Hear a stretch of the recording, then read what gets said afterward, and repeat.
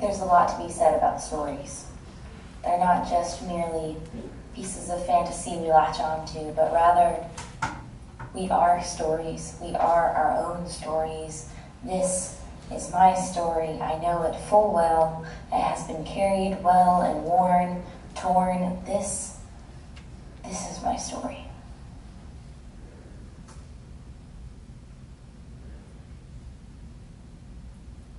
She was familiar with wars, despite feeling like every battle was lost.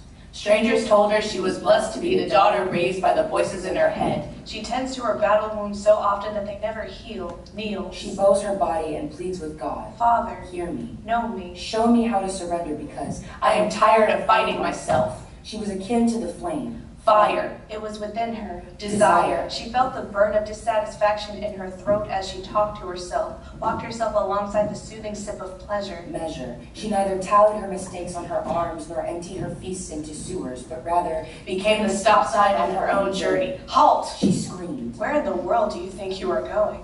She was pleased by rhyming, a game that littered her childhood. Sewing similar sounds together, her musical mouth shaped the most marvelous melodies.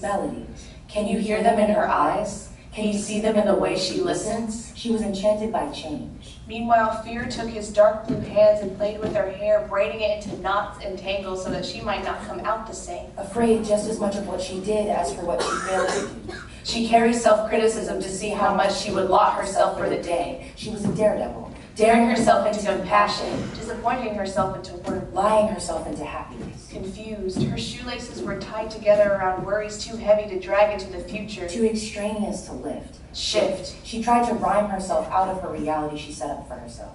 She was a barterer. She was a heart too kind. Offering pieces of confidence out as concessions, letting the egos of the giant swallow the charisma she once had.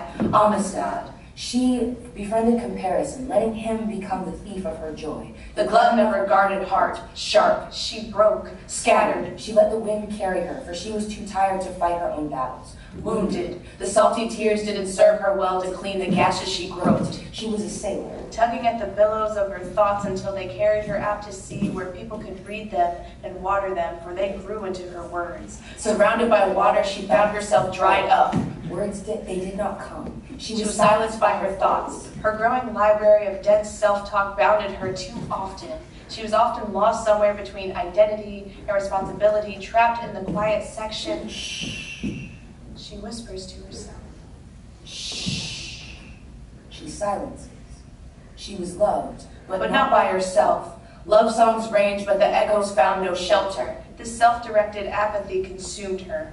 Little girl, little old me. It is not your responsibility to wear the world well. You can't. You are merely a piece in the shattered mosaic. It never promised to be beautiful.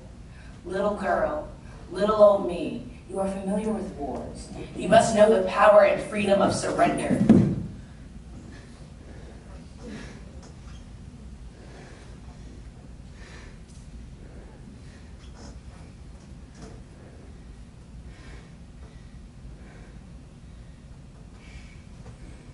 I think there's something to be said about stories.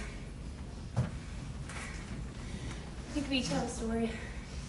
We are our stories. Something needs to be said about stories. But sometimes, nothing needs to be said at all.